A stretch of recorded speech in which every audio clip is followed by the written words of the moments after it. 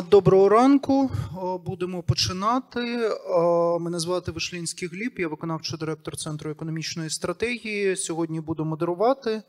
І так само наш центр, власне, був ключовим виконавцем цього дослідження, до якого долучилися дуже багато організацій і в плані фінансування, і в плані виконання. Ми хочемо дуже подякувати насамперед платникам податків Великої Британії, які, незважаючи на складну бюджетну ситуацію в їхній країні, допомогли в проведенні, зокрема, і цього дослідження, але загалом вони підтримують фонд ООН в галузі народонаселення в Україні UNFPA в реалізації проєкту розробки та впровадження доказових політик для подолання демографічних викликів. І, власне, допомагають в цьому насамперед Міністерство соціальної політики, а саме по собі дослідження проводили Центр економічної стратегії та Інститут поведінкових досліджень при American University Кyiv, в стінах якого ми і знаходимося. А зараз я б хотів би запросити, власне, до вступного слова Дарину Марчак, яка є першою заступницею міністра соціальної політики, і є, я б назвав би так, щось між політичним спонсором і старшим менеджером проєкту розвитку. The political sponsor and senior manager of the project for democratic development of the country that practically does a lot to make this tangible, not to leave it as a line in state documents and in governmental documents, to engage a lot of political partners, and that can be done for the analysis. Thank you very much. I'm happy to see such a big audience. And I'm Darina Marchak. I am engaged in the demographic policy from the Ministry of Social Policy. A couple of important remarks. We are very aware of the demographic risks, war-related risks on the war worsened all the risks that we had before the full-scale invasion, and the negative trends that we had to reverse, perhaps, to improve the demographic situation. It's a big challenge in its own right, and together with the Center of Economic Research and US Free University with the UNFPA, we have worked a lot to make this project of demographic strategy. And this project is focused on 6 different objectives. 4 of them are linear to horizontal. The linear ones are about designing policy for women in this country not to be afraid of having children, bearing children, for the children to grow in reliable and safe environments, and to have more responsibility and understanding, so that we have this trend for the premature death, and we have to work on the negative trends, migration trends, and a couple of horizontal policies for the inclusive labor markets, active longevity of life, active life.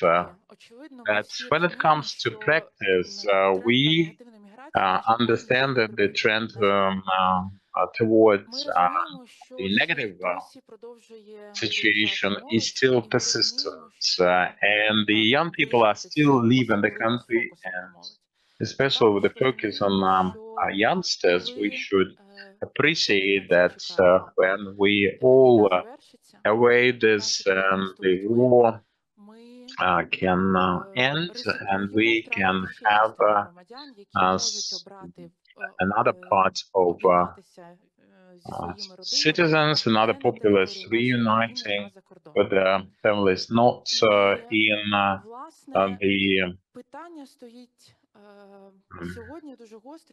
not in the families, not inside the country.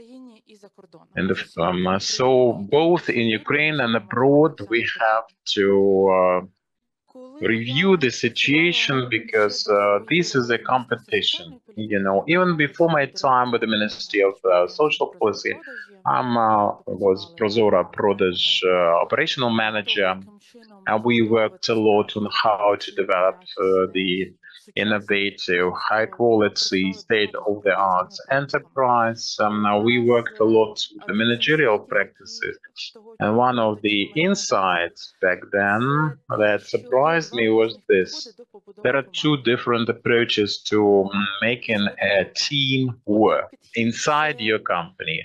One approach is to identify some weak points and work on bridging the gaps, but the real star lead companies identify the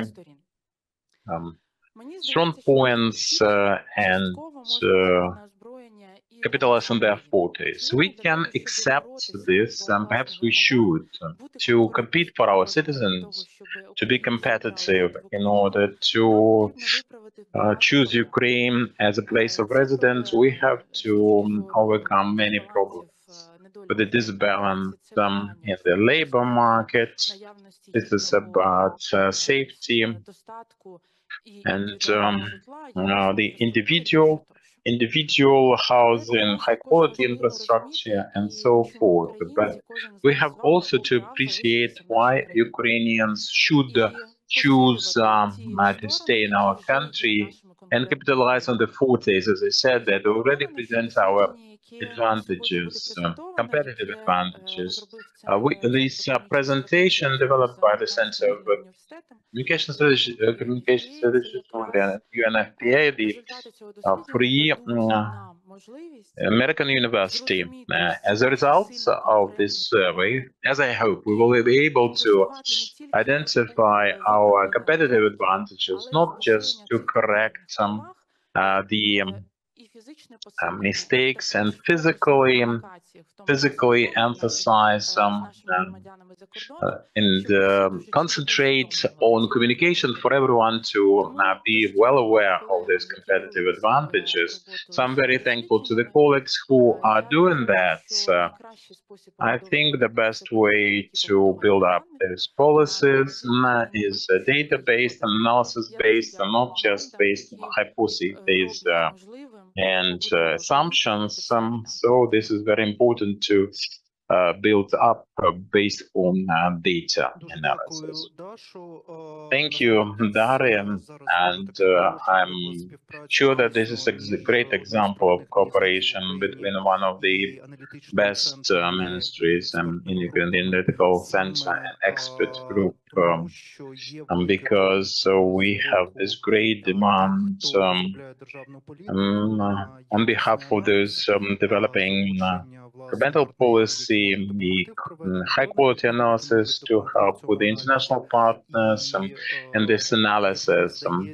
And I hope that we should look into this as the best practice in the Ukrainian government and then scale up, so to speak.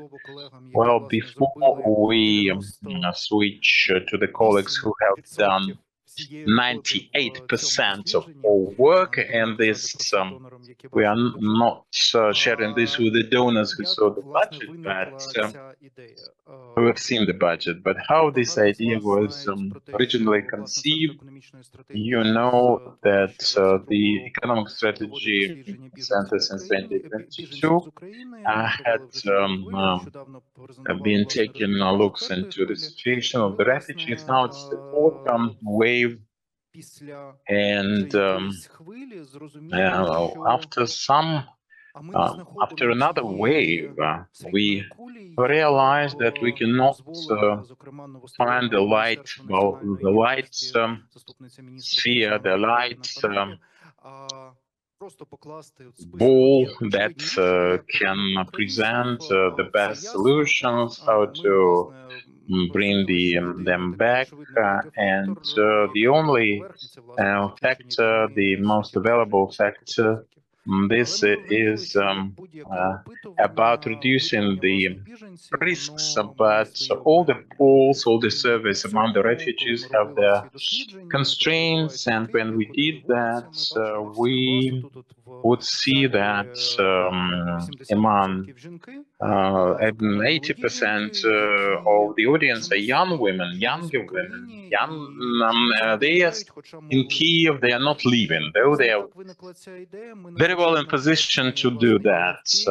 And we are very grateful to Pavlo Zamostyan, UNFP Serhichuk, we worked with and with the support of this idea to implement practically the second look on those and add those factors to understand why and the best steps and the instruments for Ukrainians to stay abroad and to come back from abroad.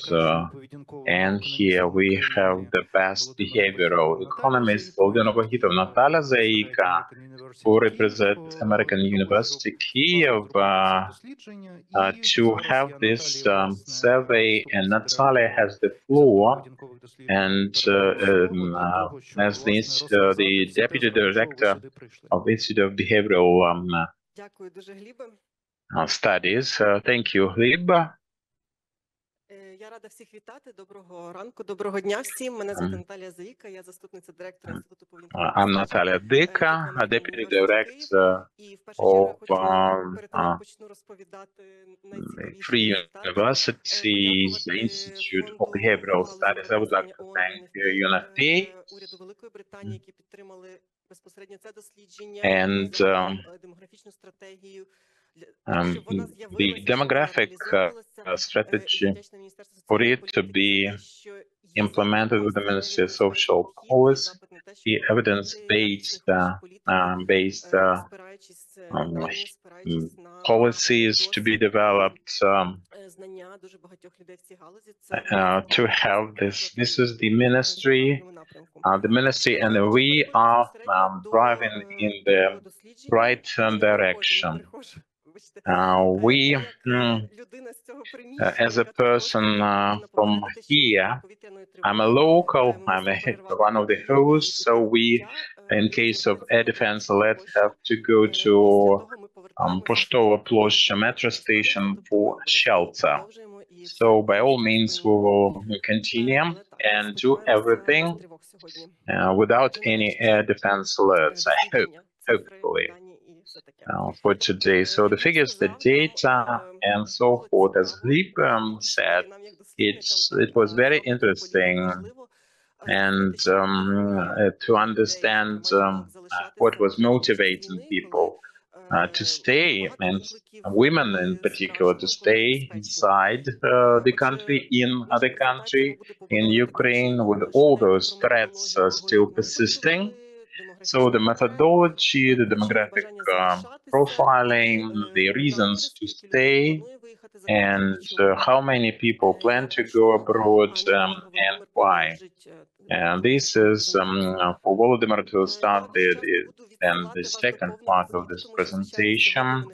I'm referring you to the second part of our report. We cannot keep you here for 3 hours.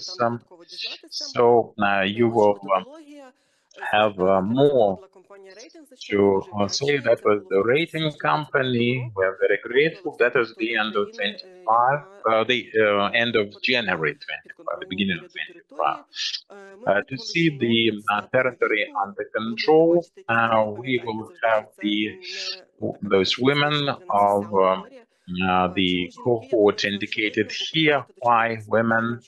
Because to 80% or 85% of men, male respondents would give you the standard answer. They are not allowed to leave. Now we can have another survey, a different survey, as to whether we should concentrate on 2,000 plus respondents, and we compare them with the women who did leave, and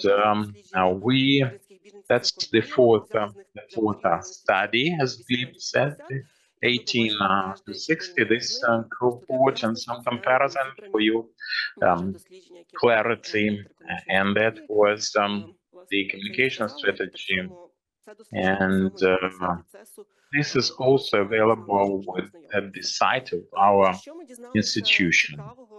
So what have we learned about demography, demographics of the women living abroad? There are some and the ones staying inside. There are some who have never left, so the IDPs, and this is regardless of their official status of IDP or DP, and the ones who moved in 2014 but after 2022, they are not IDPs because they have not moved after the invasion started. And there is another thing, that's women who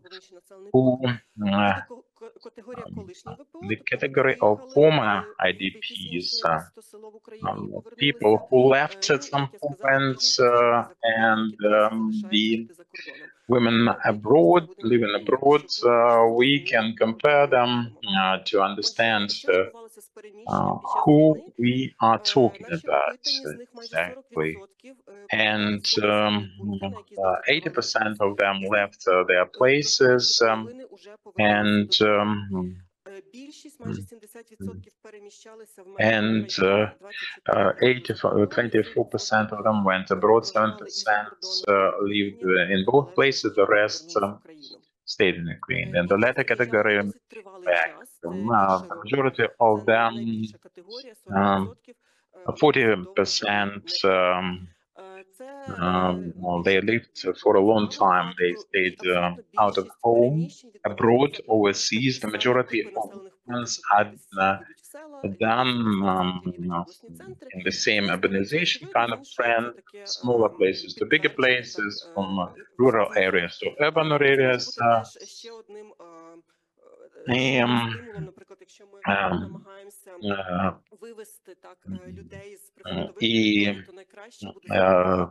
From the front line, the best way for them is more comfortable. It's more comfortable. It's about amenities. It's about comfort. And the most interesting part for us as the research team, we can see IDPs, former IDPs who stayed in their communities, with their communities, the same kind of cohort profiling, but women coming abroad, the comebacks, the returnees, they have this 30, 39, big gap, because there are very few people of this cohort coming back.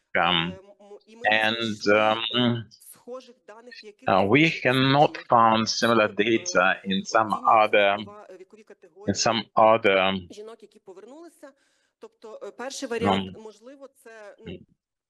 categories, perhaps,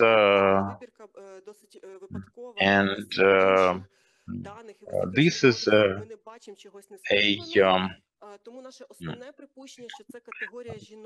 sample that is quite random. These are women with underage children, and they are the most reluctant ones to come back, and we will have the opportunity, as we hope, to compare the figures, having researched those who have come back, to talk about the trends with more evidence base, with the better. But basically, roughly speaking, now we can see and say that they are least likely to come back. Well, the structure, the age structure, we can see the green scale. Those are the ones who are still abroad. They left after the invasion. Their age profile is basically the same as with Ukraine. And this disproportionate 30-39, there are many of them abroad, but there are very few of them, the ones coming back. The financial situation and we can have very few people with very small income. This green scale, those are people who have no income enough to buy the basic things, and the blue one is poverty stricken. They can buy products and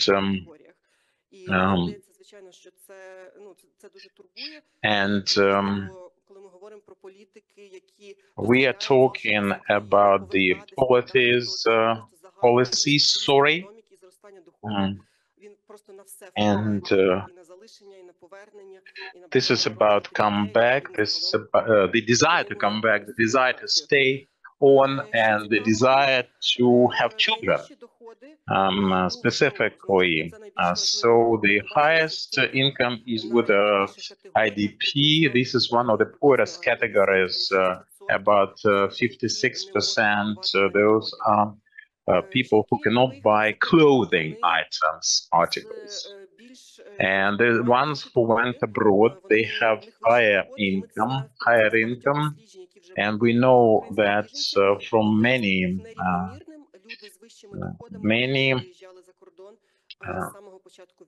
different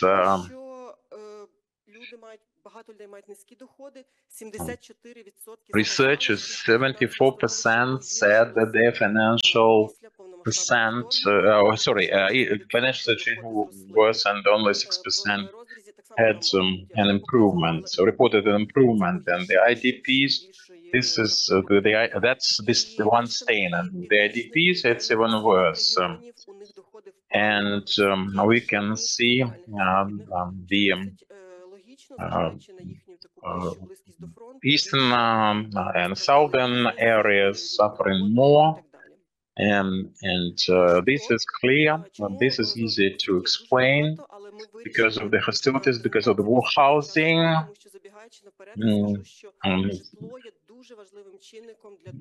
Now, this is a very important indicator for many people who decide to stay abroad, and even more. They discuss in the jobs, income, the salaries, it's the availability, the affordability of housing. More than 60% live in their own homes and their own house, and 10-15 lease. But with the IDPs, the situation is this 64% rent, 16 have their own property. Before the war, 60% of them lived.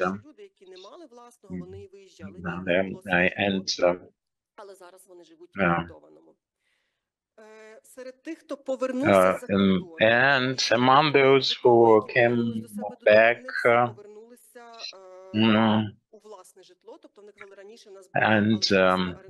we are leasing, and 15% of the comebacks, and some of them come back even despite the fact that they have some available accommodation, but this is a small percentage. About the reasons to stay in Ukraine,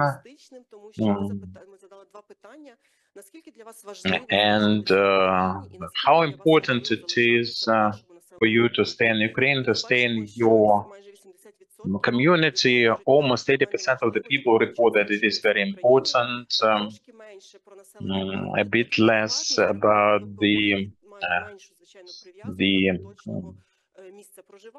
their communities and IDPs. IDPs have a slightly smaller figure, but they want to stay in Ukraine. 6% of they report that data is not important for them.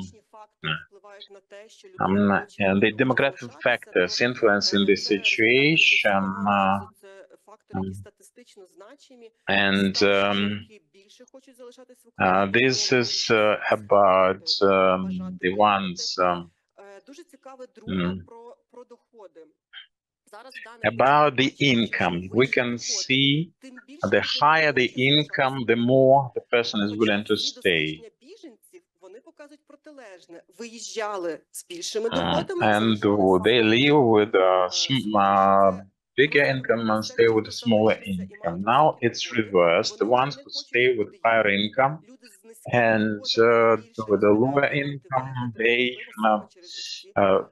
discuss and contemplate the opportunity, and the business people, they do not want to do that. And the owners of their own property versus the ones who rent, we can see the linguistic divide. The people with the Ukrainian language are more willing to stay than the Russian-speaking ones. And this is what we've seen in our analysis, but what is very important here is and this something that contradicts our assumptions. We can see this narrative, and this is about the care for children, and this is the factor that provides for the desire to leave. The ones staying, this is not the fact. Children are not the fact. And rural people are not more dedicated, not more faithful to Ukraine, because we and this is not there's no difference between the two categories, contrary to our expectations. And the regional capitals where the fellows want to stay most, and with the narratives we can see the communities under occupation of the hostilities areas, they do not have more desire to leave for abroad. We usually say this is about these stereotype. And we have the list 10 plus more than 10 factors, well, this is about the agree or disagree, yes or no. We can see that 91% they say that they can stay over their own country in with their own family. They do not want to sever the links, and well, this is about quantitative research. They say that if there are many options, the people do not look into it, and when you offer different house, it's 1/4 here. They wrote in sentences and passages you see, and this is about my family, my children, and they explain themselves, their desire to stay with a family, and they say that this is what they see and how they see it, and 60% This is the financial and eventual. These people are 47%. It's about property and residential property, even more. These professional development opportunities. This is about the economic factors, and we asked about different things, and some people report that they do not want to go anywhere. They had several informal interviews with the people, and this is the opportunity, the 2/3, and the unknown reasons are irrelevant because it's self-explanatory. 12% report that they want to leave, but they have no opportunity. The block we asked about, which is important, this is about the risks for themselves, so staying in Ukraine, if they stay in Ukraine, and if they stay, well, we asked them, would they happen to you if we have the blue scale, the situation, these are the risks by 2 times, by 1.5, but sometimes the situation living abroad and thinking about Ukraine, they really see great risks for themselves, and this is a mirror reflection of a scale. These women staying abroad. What if you live now? Would that happen to you, do you think? Can the blue scale, those staying in Ukraine, they think that the risks are evaluated higher. So that is interpreted this way. If I stay in Ukraine, it's not that bad. Well, one gets used to it, and there are no obvious hazardous threats, but from abroad, it all looks different. And this is another policy, communication policy. They think whether they should come back, and they evaluate the risks, estimate them at a higher level. And all the communication is not about just making them think that it is all safe here, but just to correct this perception or attitude. Now about your life in 3 years. Also, women in Ukraine, women abroad, the most important part is not just the figure, but the image of the future is statistically important. And it's not just about demographic factors, but it is about the way I see my own future, the future of my country.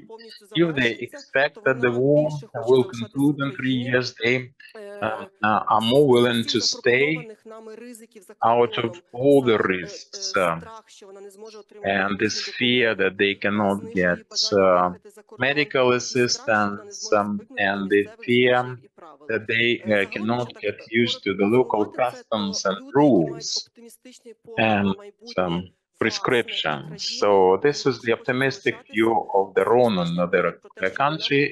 Pessimistic is the war to be continued, lower income. Pessimistic view makes people leave the higher rates. So Volodymyr Vakhitov, director of the Institute of Behavioural Studies, he will discuss not why people stay, but why people might leave and what induces them. to do so. Let me discuss the previous slide. With our cooperation with Economic Strategy Center, we managed to have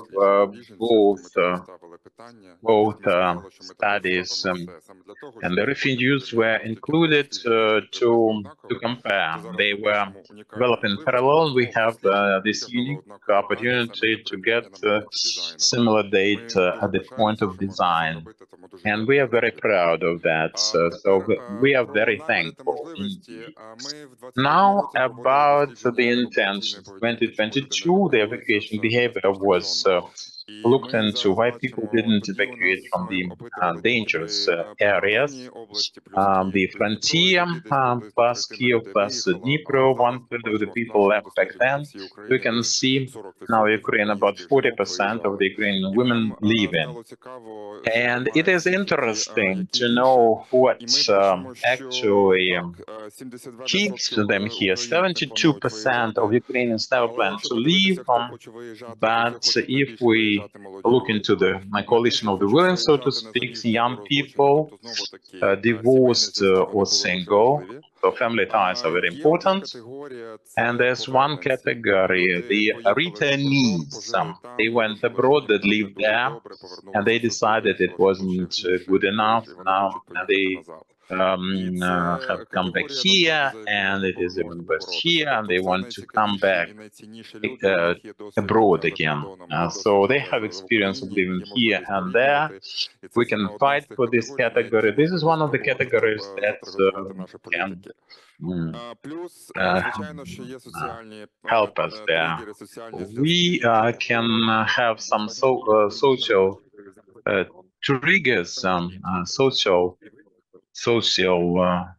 links. Unfortunately, something is happening to our presenter. The quality of the sound deteriorated considerably.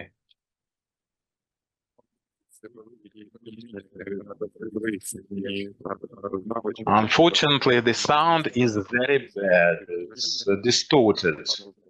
It's minced. And impossible to understand.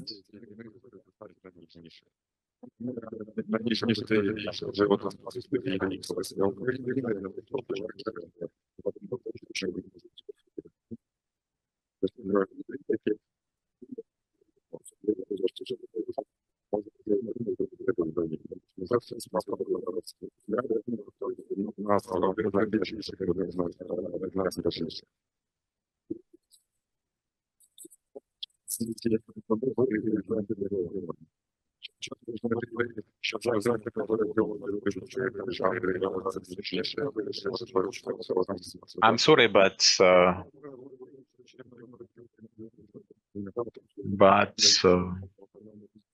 the sound is speeded up. The sound is speeded up beyond any possibility to make anything out.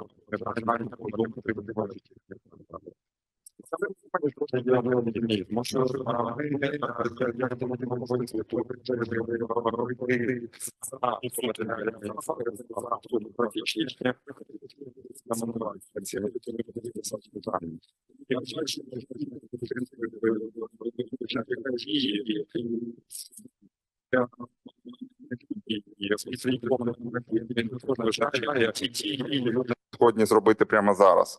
Тобто, якщо людина морально не готова поїхати, So if a person is not morally ready to leave, most likely they will never leave, and this is a great fact.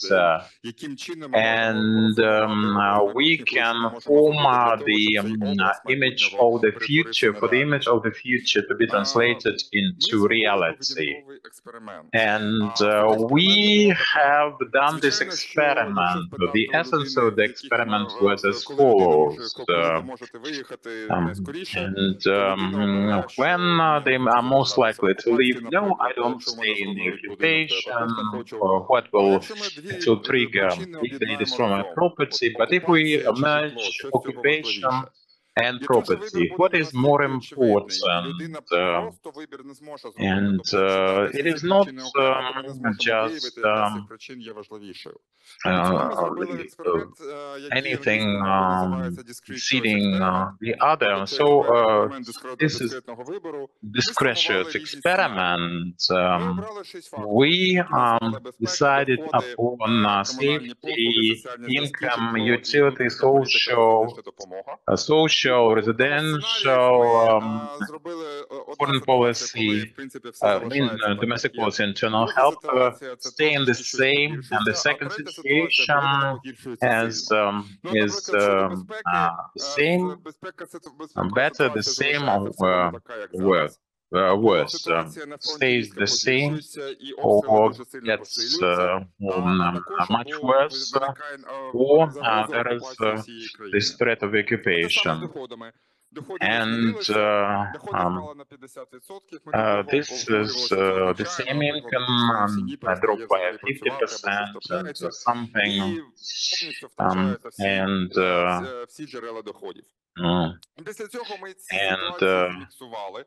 we mixed the situation and the two scenarios where they had to choose. That basically the same, and it was the smartphone kind of survey, and on their headsets they saw those blocks, and they had to pick up one of the situations with a request as to which situation would induce you or make you leave. More likely, sort of thing. The holistic approach. Well, how people inside choose what is better, what is worse, prioritize for the situation. That was the first issue. That was econometric. That was calculable, but with difficulties. And we added another question: the situation that you opt for. What is it? It happens. Would you still like to stay in your community or leave your community internally or out of Ukraine? And which factors influence the desire or the decision to leave or would influence this situation? We wanted to actually see how people choose between the bricks, and which factors are the most important. How do you think? Safety. safety, rights Ukraine. If we take it as one, so 57% goes to the loss of property. Some people personally say, well, if Ukraine is occupied, I have no housing, but housing comes second. So safety is the first factor, rest is the second, is the loss of housing, the loss of property. I have seen a family from Mykolaiv in Budapest. They could not come back because in May 2022 their property was destroyed and they have no place to come back and no time and money to rent anything. So they are facing this dilemma, but then we have the loss of income, half of the income, and then if you have so the energy supply is interrupted or discontinued. International assistance, so internal political problems, they influence, but not so vastly, not so powerfully. The most important thing is safety and housing. Well, in addition to that, if we look into the situation when people leave, there's the situation when people can live go abroad or stay inside Ukraine from the point of view of staying abroad or being abroad. Well, the most important factor is housing. That's probability factor, the main driver. And the most important factor is complete occupation. All the family left, and then we can see the front line being broken, but not so the subsequent complete occupation. So we can see that housing and safety are the driving factors.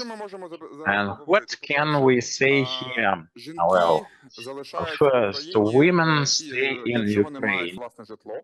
Якщо вони мають роботу, якщо вони мають знайоме середовище і стосунки. І це є важливим. Соціальне середовище, в якому вони живуть, є дуже важливим. Для багатьох власне житло – це символ стабільності, це прив'язка. Можливо, це трохи натяк на те, що у нас настільки перекривлений ринок оренди, що люди надають перевагу жити в власному житлі, і, можливо, в цьому щось треба зробити. Але в цілому житло є основним якорем, яке їх тримає. А на другому місці ми говоримо про впевненість в майбутньому. Оцей образ майбутнього, який впливає на всі дії, тобто він не просто впливає на безпеку, а воно має бути якесь більш чітке розуміння, чи майбутнє щось несе, чи в майбутньому в країні є сенс залишатися, чи є сенс тут народжувати дітей, чи є сенс інвестувати в професії, які потрібні в Україні, чи є сенс планувати щось. Тобто оцей образ стабільного майбутнього, він також дуже впливає на можливість виїхати чи залишитися. Тобто жінки, які бачать тут краще майбутнє, вони залишаються, і саме тому тут більше зараз залишаються більш багаті жінки, тому що в них більше ресурсу думати про щось. І саме тому бідні жінки думають про те, що в Україні вони не знають, яким чином себе підтримати, і тому вони намагаються виїхати. Звичайно, це трошки спрощено, там складніша ідея, але в цілому воно десь приблизно так виглядає в середньому. Для багатьох рішення залишитися – це не про економіку, це не про доходи, це не про професію, це про стосунки. Знову-таки, коли ми дивилися на відповіді словами, то дуже часто було про те, що я не можу виїхати, тому що у мене тут людина, у мене тут чоловік, у мене хтось воює, у мене син воює, у мене тут могила дочки, яку вбило, я не хочу це залишати. У мене тут є хтось, хто для мене важливий. Тобто ми кажемо про те, що Україна як єдина мережа, вона все одно тримає людей тут набагато більше, ніж виштовхує. Крім того, люди, які виїхали, у них дуже важливий фактор – це їхня самотність. Тобто дуже часто люди за кордоном показують, що вони самотні, вони хочуть повернутися. І ми це також бачимо дзеркально в нашому дослідженні. тут мої люди, тут моя земля. Це важливо, це дуже важливо ми це усвідомлюємо. І плюс самореалізація, що людина бачить, наскільки людина може тут зростати професійно, наскільки людина може тут зростати сімейно. Ми також бачимо, що люди, які бачать тут таке майбутнє своє самореалізацію, то вони рідше планують еміграцію. І дуже багато людей зазначило, що вони залишаються в Україні, бо це моя країна. Десь 50% абсолютно твердо сказали, ще десь відсотків 30-40 сказали, що я майже впевнений, що да, я з цим абсолютно погоджуюсь. Тобто це відчуття своєї країни, відчуття національної ідентичності, воно також дуже важливо як для залишення в Україні, так і для того, щоб люди поверталися в Україну. Тому коли ми вивчали біженців, то там також фактор ідентичності, він впливав на повернення. Тому щодо політики, що ми кажемо про те, залишатися чи їхати? Залишатися – це усвідомлений і стійкий вибір. І це важливо розуміти, що будь-які негаразди, вони виштовхують людей тільки коли цих негараздів вже дуже багато.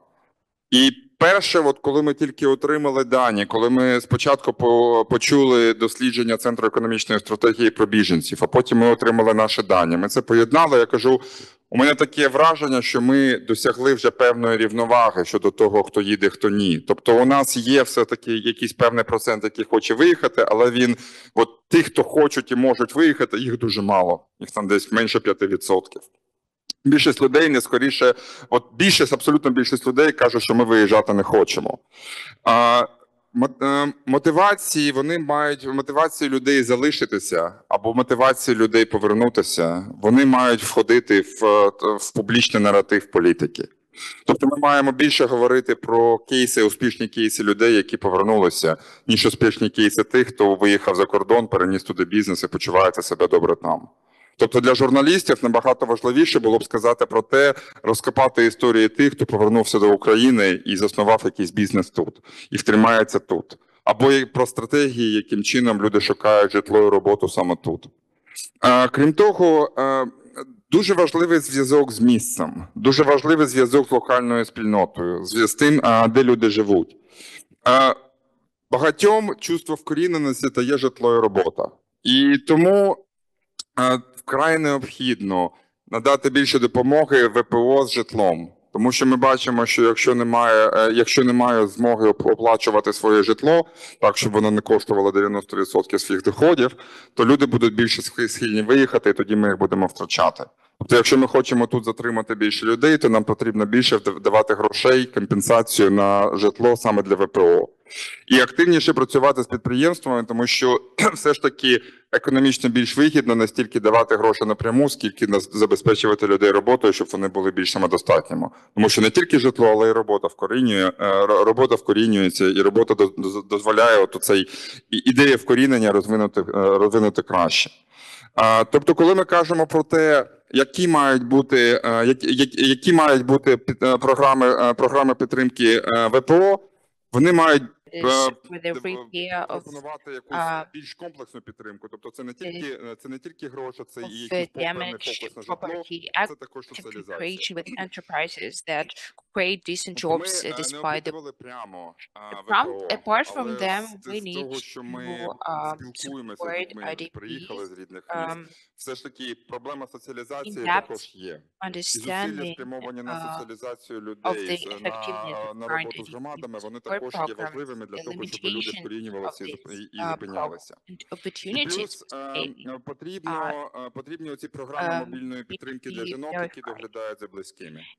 Ми бачили у відповідях, у нас не було цього варіанту, а жінки писали це у себе, що я не їду, тому що у мене в родині хтось хворіє, інвалід, дитина інвалід, батьки інвалід. Я дивлюся за своєю матір'ю. Їх не дуже багато, але вони є, і тому тут питання в тому, наскільки можна таким жінкам надавати додаткову допомогу, щоб ці жінки все-таки вийшли на ринок праці хоча б частково. Тому що немає грошей підтримувати всіх. We are ready to have them back. And our support programs are working fully. And if a person We need to analyze for the situation. We need to estimate their opportunities, because if someone stays in his or her village, doesn't mean that he has money or decent income. Just their opportunities to go anywhere. That is the main reason. And people need this financial support. Apart from them, when we talk about returning, people usually ask where to return. Where should we return? Because the place that we want, the place that you want us to return to, is not has no conditions for us to live decently, to work, and to receive the income that we want to receive. And some people who do not see any future in Ukraine, of course, they sooner or later they will try to go to Germany, for example, to participate in their refugees program. We thank you for your attention, and we just want to remind you that there are a lot of indicators, and we need to consider all of them factors.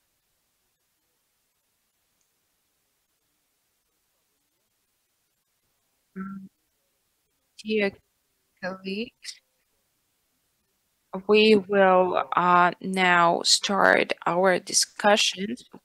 Need some tables here. Thank you.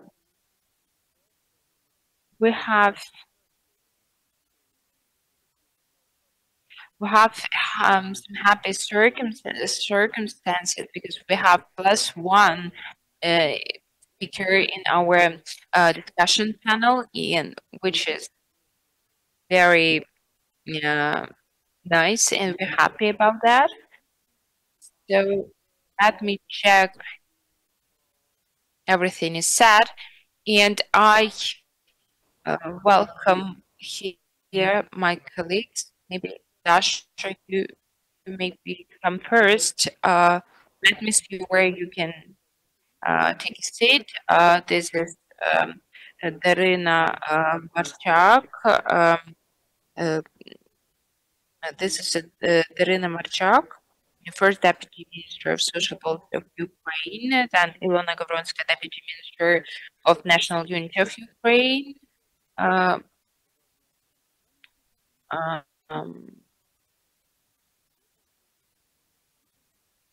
Volodymyr Vakhitov, the Director of the Institute of Behavioural Research, American University, and Ilona and Daria Antonina, Director of the Employment Department of the Ministry of Economy of Ukraine.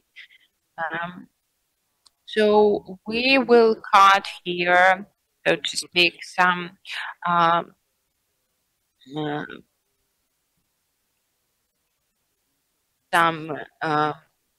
tasks. Let's discuss your reaction on the results of the research. What do you think about the results? And maybe if you have some extra time, Dasha, I would like you to ask to comment on the I would like you to comment on the housing policy, because we would love to discuss it as well. And apart from them, Elena will have a question about the employment, about the um, uh, about the work, how people feel on the labor market, and what jobs they can find, and what is your vision for all of it, and how we can make this um, policy work, housing policy, and we thank our partners and colleagues because the timing perfect. And if you have any questions for our speakers, you can raise your hand and we will take into account that you want to answer. Good day, good afternoon, dear colleagues. First of all, I would love to thank you for the work carried out with the research and everything, because I think that this is about a prosperous um, um, policy, prosperous state policy, public policy that can be the starting point for good changes. And again, I'm thankful for those who were affiliated with this research, those who were carrying out this research. I think that we can now talk about the strategies, discuss them. And again, I would like to thank my colleagues for their bravery, for their honesty. They raised such bold questions. They talk about our the most sharp challenges. This is very important. We need to understand the needs of the people. And then we can react. Then we can respond that. So, from the scientific point of view, it was very important to me to find this point of view of this, the main point of view of the research, because this push challenge, so to speak, is one of the hardest. And we need to find the, we need to estimate, analyze the ideas that make people stay, and maybe find the best way how to help, how to be helpful, and we need, of course, to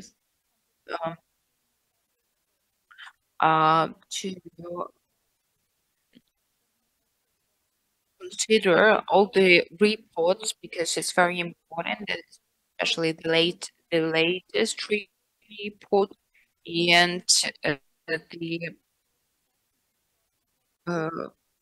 prolongating research as well. So I want to highlight here that anyway, any story, any cases of our dialogue with people, we see that there are a lot of meetings in Spain, in France, that there is an open dialogue between the government representatives and people, refugees, and we like them to talk, like them to have this open mic. They need to speak. They need to share their challenges. They need to share their pains. And they need to be heard. And I like this tendency. Of course, there is an emotional um, uh, element, an emotional component, because people, they are psychologically very tied with their country, uh, with Ukraine, and of course they keep thinking about their country. They keep thinking about returning, and we can, according to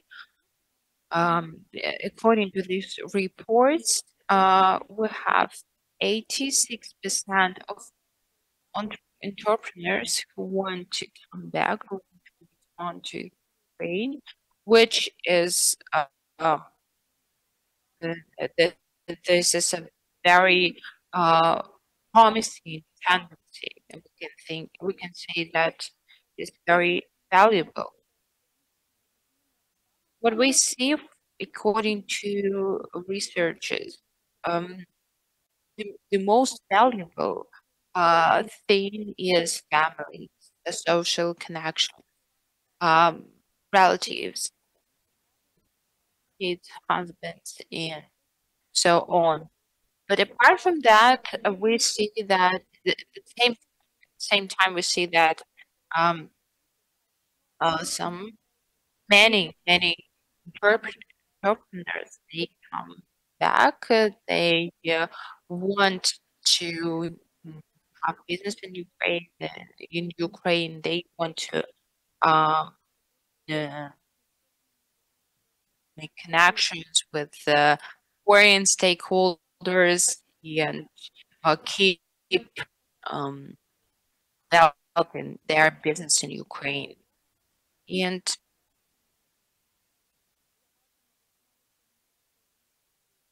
we can see that the main strategy that um, we track from this report can lie in the basis of the policy. Thank you for your comment. I think that for Ministry of Social Policy, it is very difficult to mm, uh, work with this um, researchers, and we see that um, the, when we started to carry out the research on refugees, we created a presentation. You might have you may have um, uh, seen it, and we can see that there are a lot of uh, products in English language as well, and um, we are um, we are making it bigger, and it is very promising tendency. I like it. Thank you. Now, Ilona, Deputy Minister of National Unity of Ukraine, what is your comprehension? What is your understanding of this tendency? Of course, some people are incredibly happy with living um, the bank of the Dnieper river, having this picturesque, picturesque landscape around. They're happy about it, but sometimes it is not enough. What do you think? Because people are tired of being in area of the challenges with the insecurity, understanding that the situation can become worse and people need to plan their lives. What do you think? What could be further actions? One, thank you. I would start with the um, reflection about this research. Of course, I had some expectations, and the idea that I liked the most was the idea that we have to build such a society where people are have this kind of social cohesion, such a way that people want to join this uh, uh, social group, let's say, uh, and people need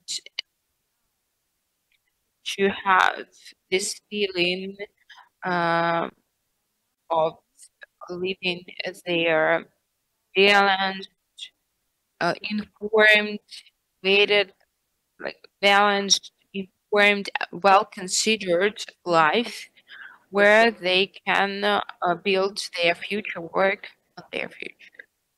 And they want to live in the country where it is comfortable to live, where, but at the same time, we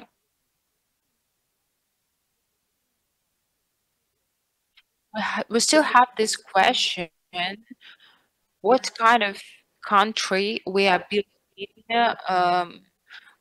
within future 10 or 20 years? What is the image of such a country that we are building in the closest future? And of course, we understand that housing is a key aspect, but it's not the key aspect because we have a lot of um, mm, we have a lot of challenges, and we have a state budget, and housing is one of the key responsibilities of the state. Uh, we have here uh, we already have 4 programs just for only 4 houses, and I want to discuss the, the processes that are um, that we have nowadays. These processes they are happening at the same time. We have a lot of movements, uh, and we need to look what actually do our colleagues from different fields, uh, from other industries, different areas of work, because uh, it used to be that way that uh, the um, communal property used to be given to anyone according to some state programs, and uh, there were joint ownership. But now there is another um, structure, and a key point here is individual housing, because everyone wants to have his or her own accommodation. People are actively renting, and we, of course, we we had we had such a problem. There were large QE to have this um, that finally people are happy. They were waiting. They have been waiting for 30 years just to become an owner of this apartment. And now the situation is being changed, and we like it. Some people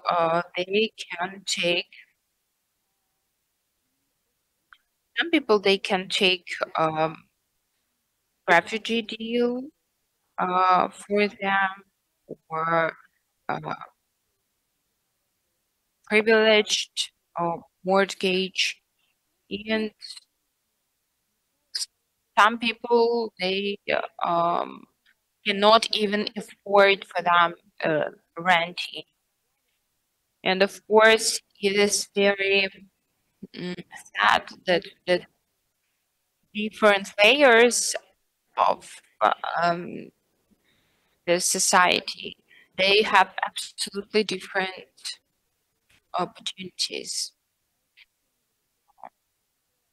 Even though if we ensure individual housing, sometimes we need to take care of those um, um, retirees, senior citizens um, who then are absolutely alone in those apartments. They need to be kids. They need to be in contact with the society, with the state, and we see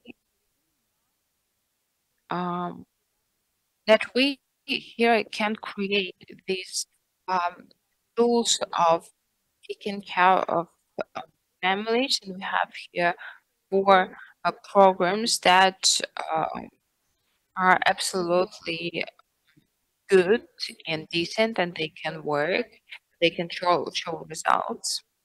And what we see here, that the most vulnerable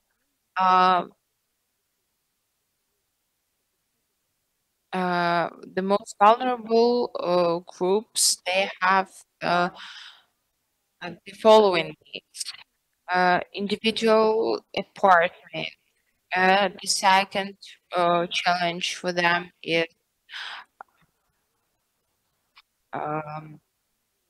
loss of job, and they are looking for a job. They need to find their place in the job market. This is the second point.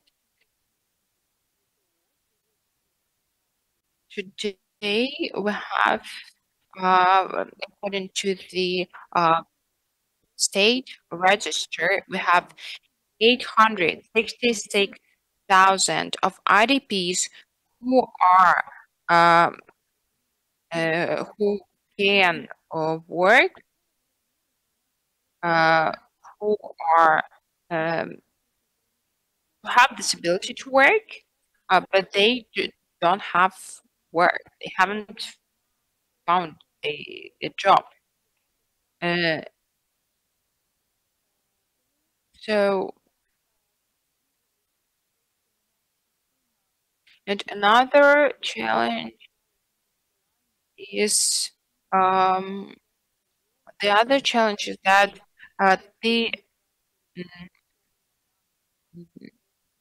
the biggest part of IDPs, they were living in the industrial cities, mostly on the east, and Of course, they they face a lot of challenges and uh, being taught in receive some education, to be trained to get job, and the last but not least, mm, uh, another segment of needs, which is a driver for people to leave the country to go abroad. It's this is about the um, comfortable industrial, comfortable infrastructure for people. Um, Comfortable infrastructure because people they need to have the kindergarten, schools for their kids, hospitals. If you have your, for example, district, you have a kindergarten, but uh, there is no shelter there, any place to hide during the alarm. So why does this mom need to go there? So infrastructure, um, this um, infrastructure and facilities, it means a lot for people because to they need to have all these conditions where when they can take care of their kids, when they can help them to raise the um, health society where they can go to school, where they can go to the kindergarten, where they can go to the salon, where they can go to the hospital, anything they need, like in other countries. And apart from that, we need to think about the ongoing psychological support, mental support for IDPs, for people from occupied territories, because they need to be socialized, they need to be understood, they need to um, mm, to make this to create these ties with other people. They should not feel bad about their origin. They should not feel bad about the situation that we have today. We need to support them. We need to help them socialize. This is very important. And of course, from time to time, we change our minds about um, our state policies. We rebuild our state policies. And we should understand that the main goal of this such a policy is to address, to respond the needs of each family. And I think that this movement that we have today, it is going very fast. Just the point is that we need to uh, create these policies, build them for people, so people could use these programs and these programs would work. We still learn how to communicate with our partners. Thank you, Dasha. This is perfect speech. I want even to cut it and extract fragment to show my colleagues because you were numbering a lot of challenges, and of course, it is very sad. I was trying to visualize the situation, the work of the state.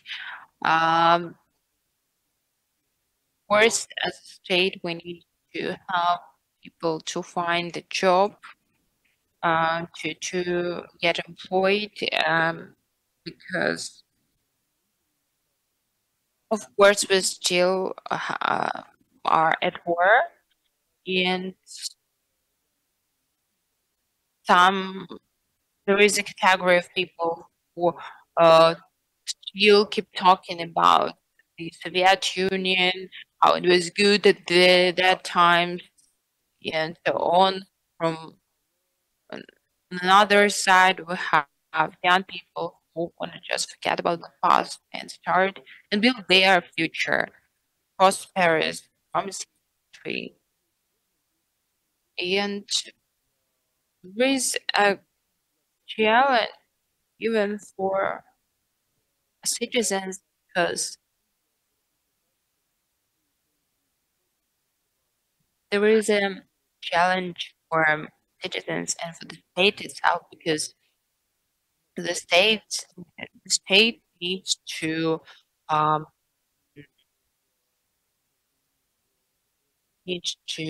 manage a lot of problems, and solve a lot of issues, face a lot of challenges, and there is no end for these challenges. Thank you for this opportunity to join the discussion. Let me also comment on research. I liked the research because of their description of women, of the way how they really understand women, their needs, their problems.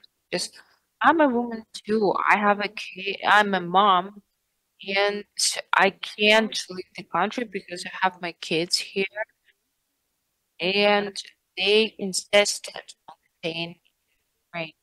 And they told me, Mom, no, we're not going anywhere. We decided to stay. Of course, there are a lot of challenges in the employment system. We interview people who reach us out, so who have their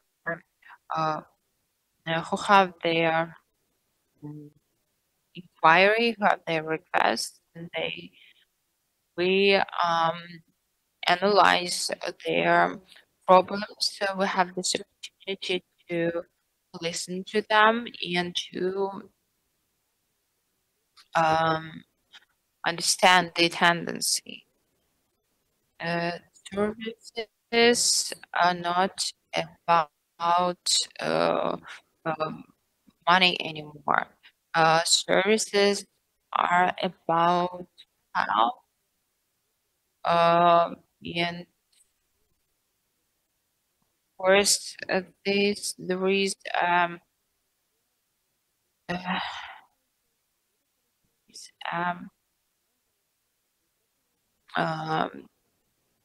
need to find the need of staffing, to find personnel, and we have developed 4 directions of the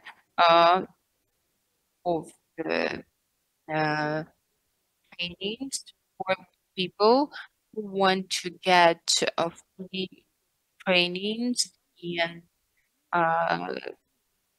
to get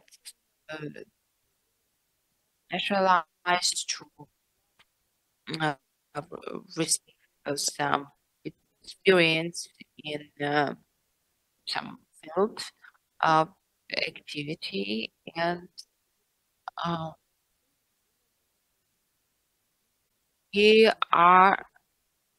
we carry out trainings for people who want to um, uh,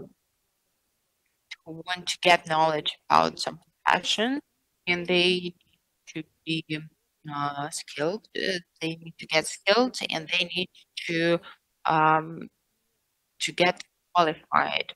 And apart from that, we have a program for uh, mm, entrepreneurs who want to receive some additional support in building their career, and who want to find stakeholders, partners, or some consulting they need to receive.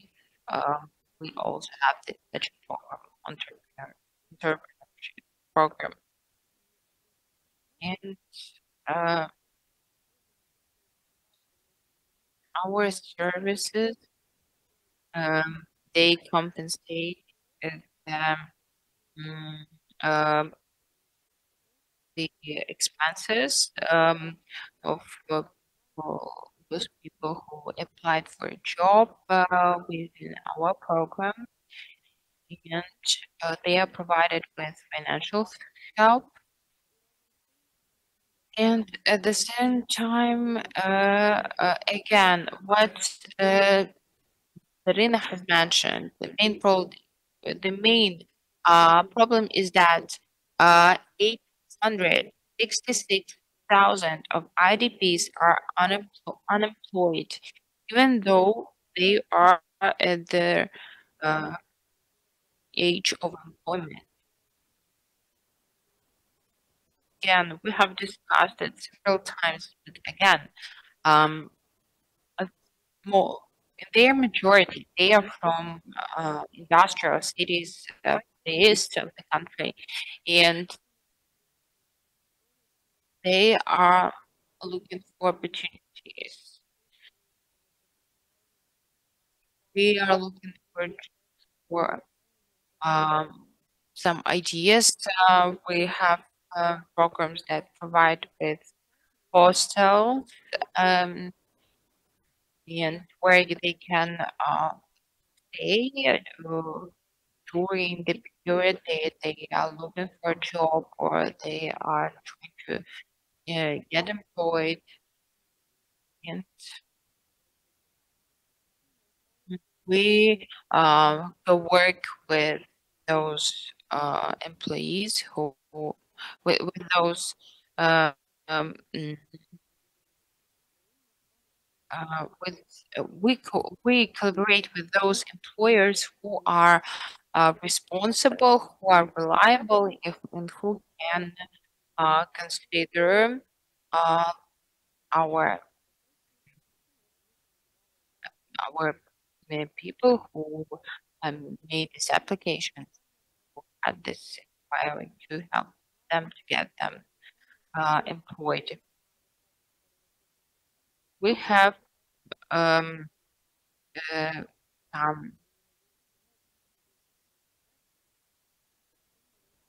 we have a lot of areas of work where they can get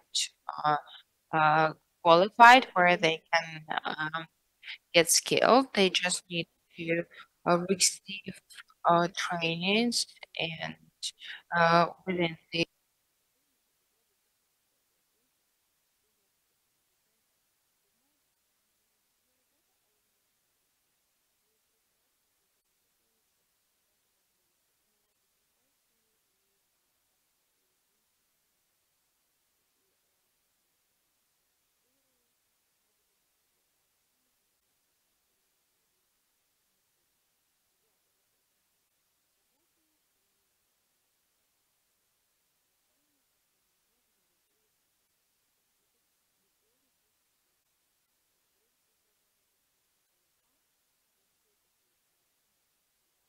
understand its main goal, that they need to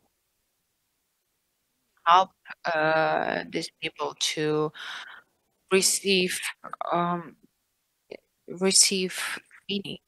They need to, these people need to be provided with training, professional training, and then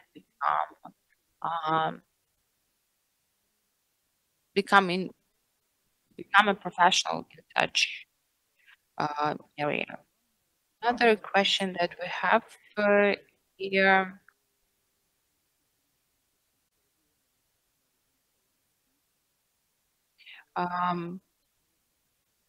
Of course, when we're talking about employment, we understand that we need different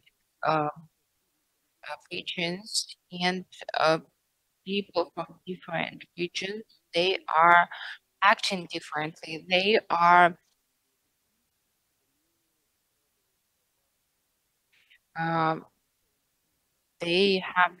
different points of view, and of course, Kharkiv, Zaporizhzhia, Dnipro, etc. They need our special attention, and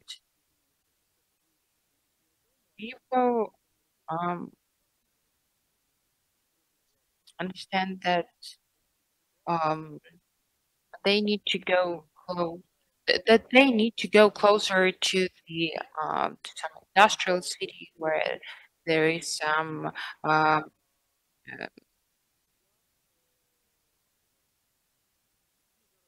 where there is some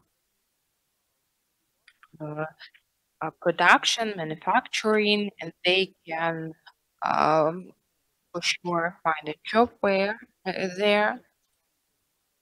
And when a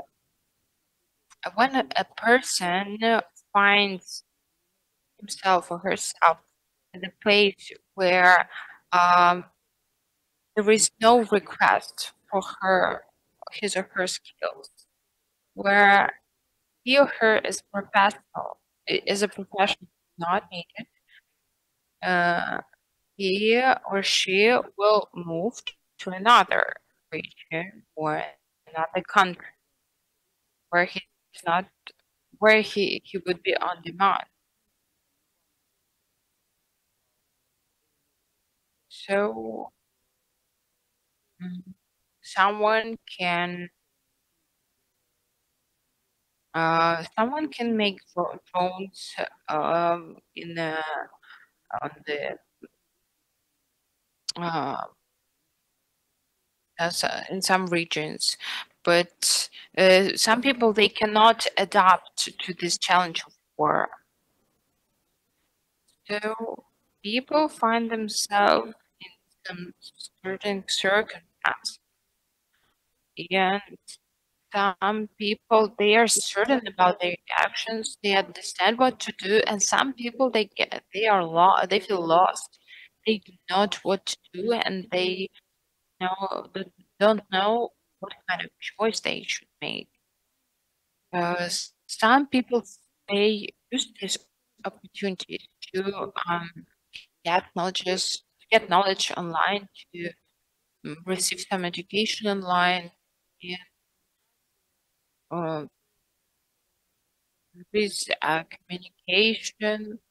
We understand that people are not fully satisfied. Of course, there are problems anyway. But this is about those people who know what they want. But what about the rest of them? They are lost because they can be just stressed, and they feel lost. They can't concentrate. So they can't just put their attention fully to their responsibilities. That is why we need to engage therapists, psychologists, those who know how to treat them, those who know how to talk to them, those who can support them and can help them to find these words. this um,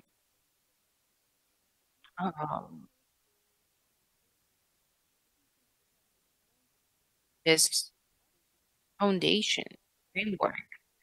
So we have had such experience where we were working with women who were absolutely uncertain about their future, about where to go, and now they are entrepreneurs because they just first they needed communication, they needed attention, they needed to be spoken to, and now we see that people who receive And this support people, and who, we do support, and we have preferences, and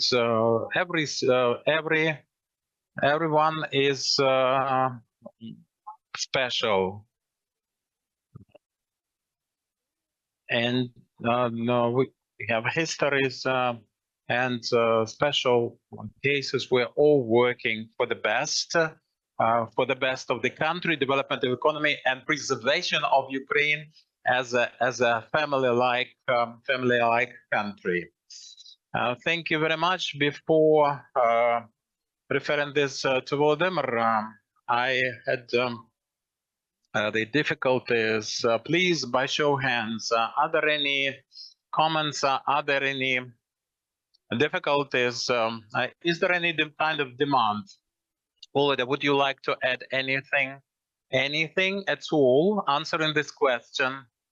Well, it's about difficulties. The Ministry of Culture, the Ministry of Education are missing with Ukrainian identity. The Ministry of Culture is all about pride, though we can see that people do not leave the country when they learn to be proud, but have to something to enjoy. And this is critical, you see. This is critical about the national identity and local identity. And we can have some research, some survey among the refugees inside the groups, inside communities. This is not just about all the community, all the populace. You are supposed to be resourceful, not just the financial resources. And this is about something that we can do. This is something that is yours, that is for you. We do not provide you additional cash, but we do the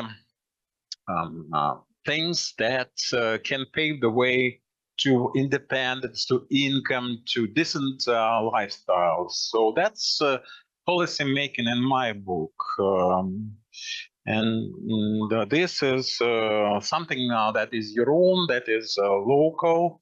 And we have many cases when teenagers through telegrams are caught as flies with a sticky band because the propaganda plays with the fact that they have no identity as people.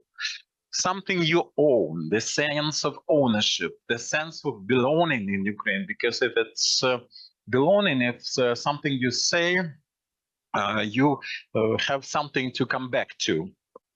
And we've had a lot of answers, and Ukraine is something that I own, that I belong to. And well, I would leave Ukraine in Russian, they say, but they're keeping me here. I would like to leave, but I have a boyfriend who would be killed at the borderline. But two cases, but 2 for 1,000, 1K. is bad enough. So we have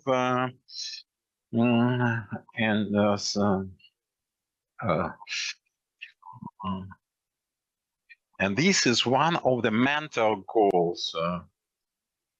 This is the sense of belonging. We had 3 questions, and this is somebody who had the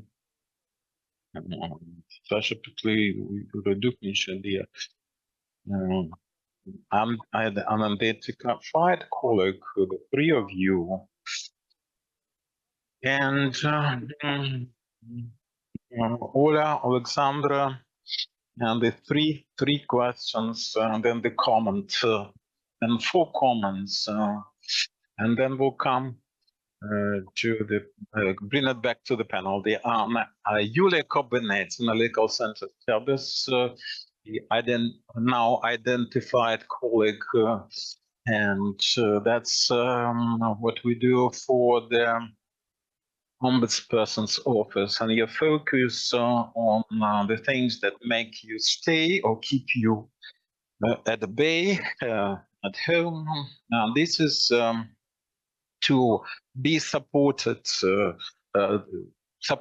of returnees. Instead, we have to think about social and economic development of the country, and we have to think about some good things that we can offer, not just to the returnees, but IDPs. Speaking of IDPs, speaking of which, I have this question because in our research, we mentioned that in focus groups, people would admit they looked into what was happening and how they were supporting the IDPs. That wasn't enough.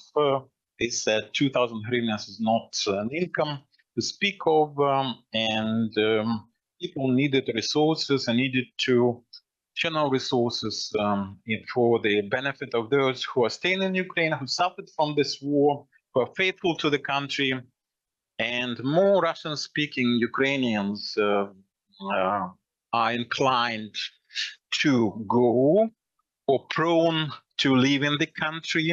And have you seen what is behind it? Is it some kind of prejudice, or maybe this is some kind of condemnation, and people would judge those people, would actually be inclined to accuse them, to blame them, to victimize them? Have you looked into this issue? Thank you very much, Julia. We have plenty of time. Let's park the question for the Russian-speaking, the Frontier Institute. Well, it's about the women who came back and the ones staying abroad.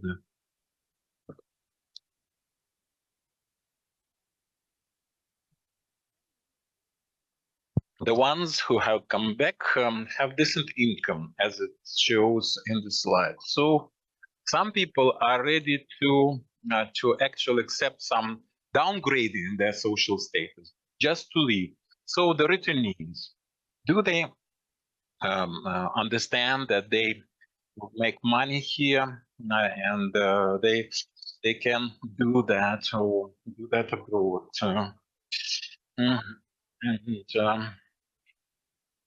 This is one of the motives, perhaps. So would you like for the future to look into the staying ones, the staying abroad, self-implementing, self-esteem, self-fulfillment, and the ones who are not prepared to downgrade their social status, and this is something. This is something that can be accepted. This is the first story. If you read my narrative, And I'm interested in the social benefit for renting a house. And is it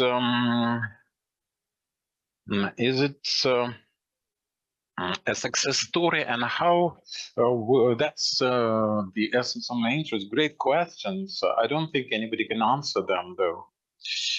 Natalia, please take your seat, Dasha, because you would like to do that.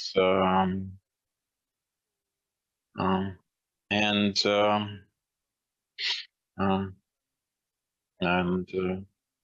you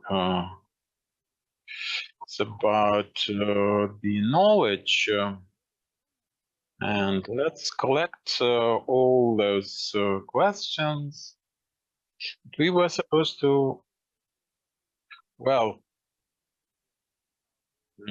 Alexandra cannot be stopped. And I have learned that this is a great survey, unexpected, this is there's not about the last question about the renting. The government launched that program. I was with the IDPs. I asked about IDPs. It's a great program.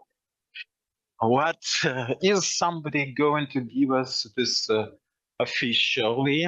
Is it a formal thing? Because there are taxes. It's about taxes. Great number of comments. And what if they do that? The tax authority will come to us,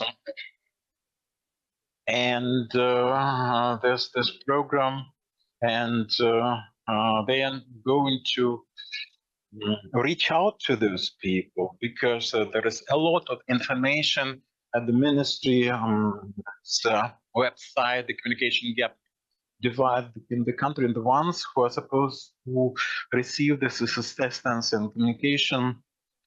And I wanted to comment on that. The state supports this. You're doing a lot, but there are many things. That's the miserable part, insignificant, let's say, negligible part. Respect to employment services very low, and low salaries, small income, unqualified. This is about communication, how to do that.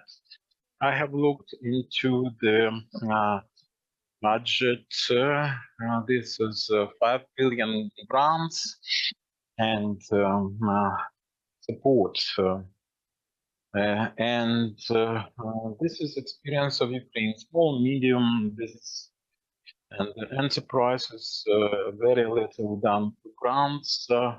With grants, so we discussed mobility programs, and that was they relocated this money, and last year, the year before last, 2,000 for everyone, instead of leaving that with the employment center, employment bureau, employment service, and they are staying, and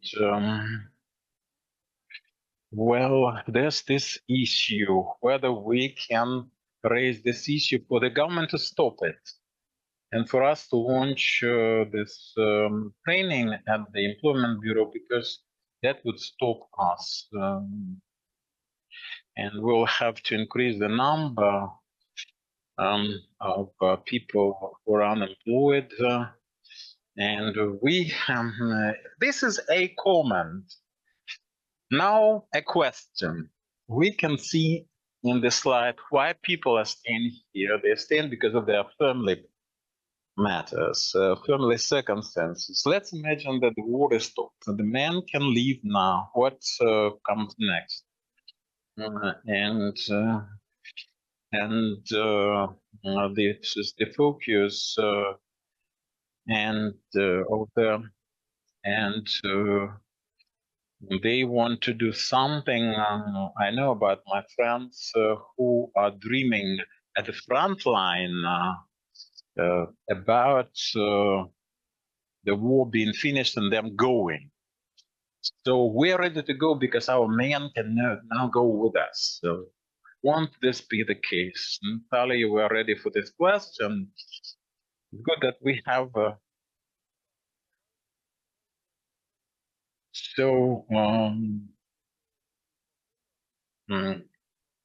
we can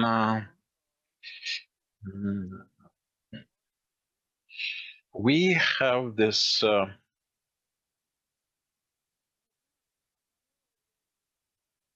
Sana Danilo, who is I would like to thank Volodymyr, and it is very that's like a double standard with the most important thing. This is mine. This is here. This is I worked at Kyiv on college, and this is a taboo topic.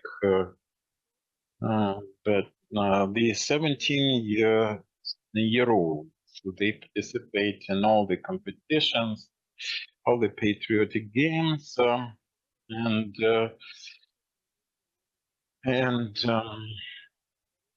they buy tickets and go abroad. And this is about doing something in Ukraine for real. The summer camps, and this is the aggressor country. And when they do that, can we do this? And won't we have double standards? And how can we avoid? Please. Well, I am Katerina Kornienko. I'm a military officer, and there are many factors mentioned in your survey motivating women to stay. But how about the women who decided to, like myself, to join the security and defense forces? Well, this is about, you have to remember this. This is about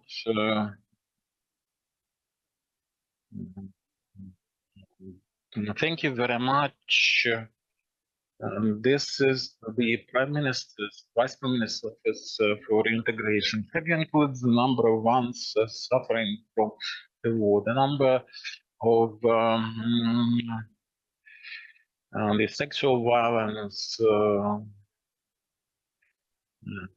victims, survivors, and the last.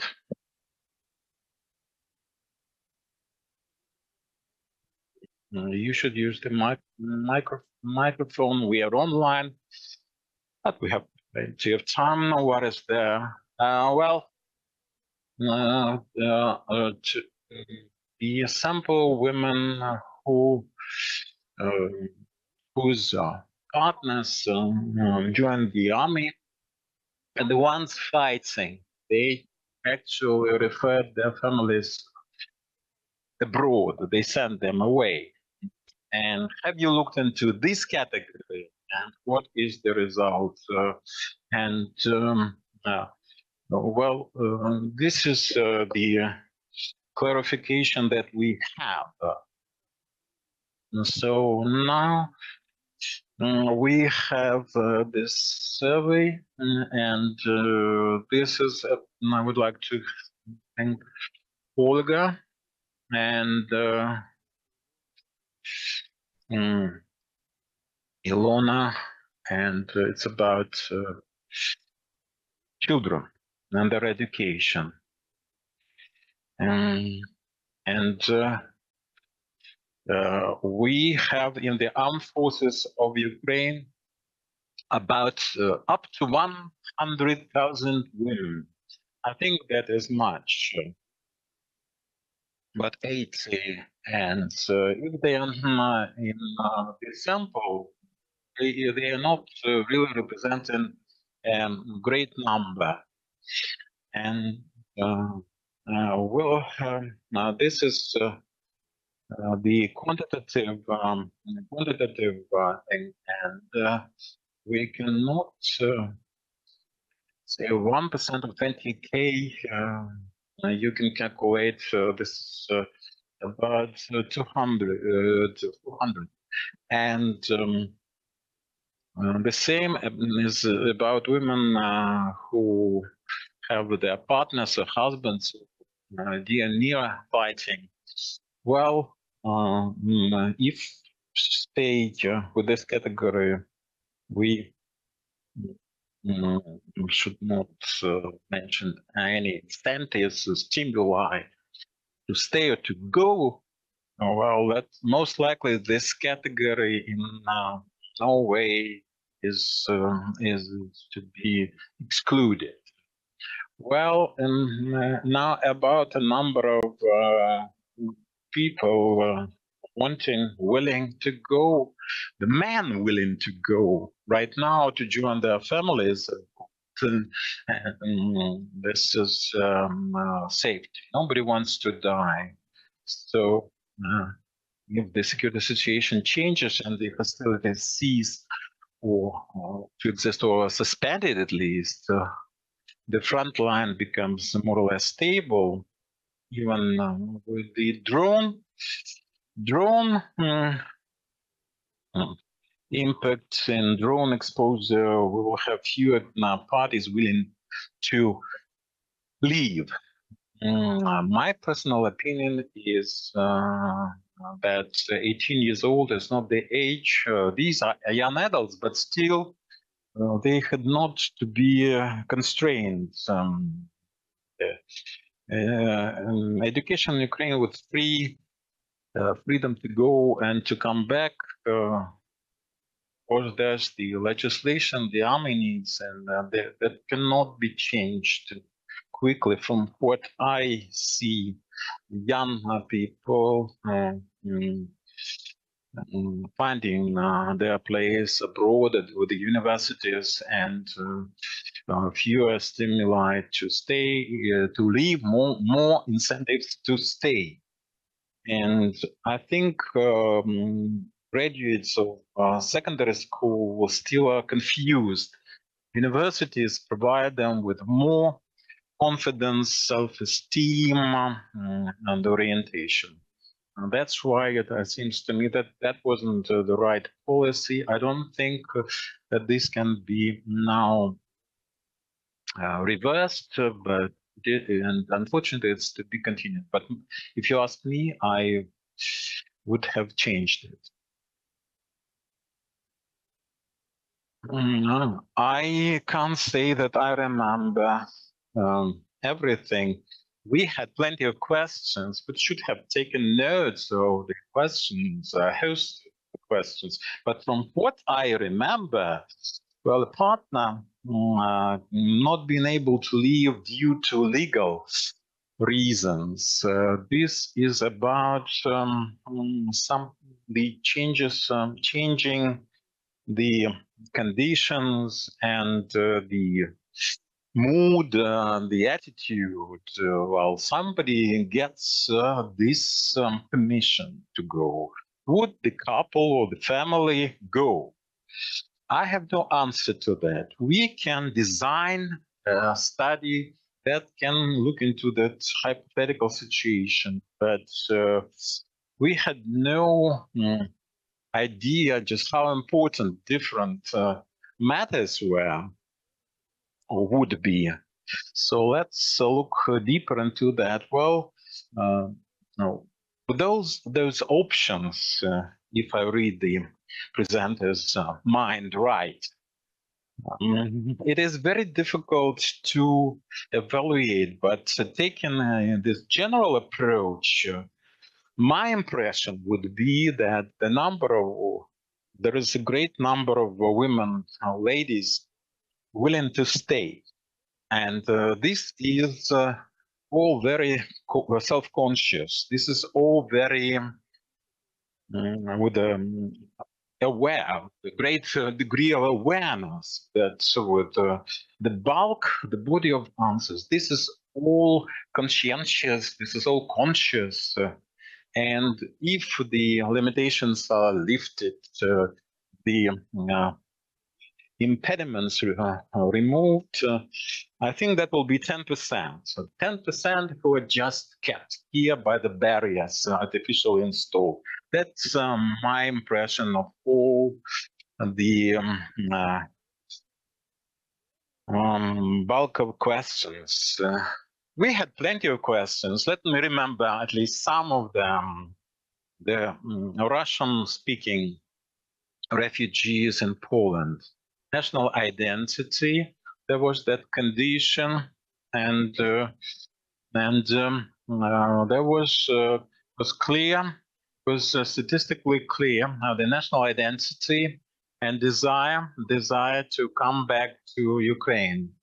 And this national identity and the desire to come back, and statistical importance of the language. If your language is Ukrainian, and well, why people have more desire to leave, the Russian-speaking ones.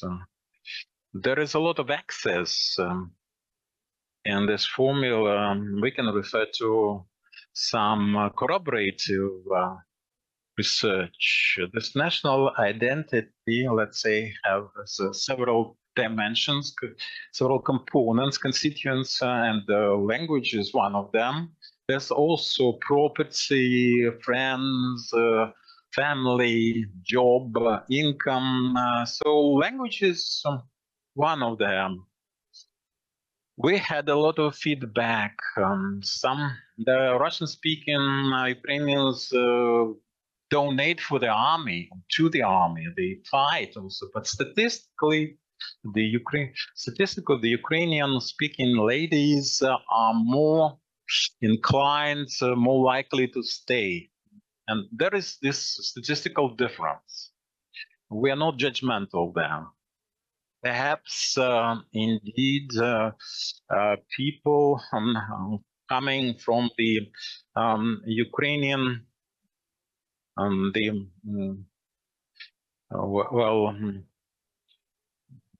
it is very difficult for people to change the attitude, break the attitude, form the new ones, and there's this feeling of home, of identity, of belonging, of ownership, and it is all formed with the place where you belong, the language of the village.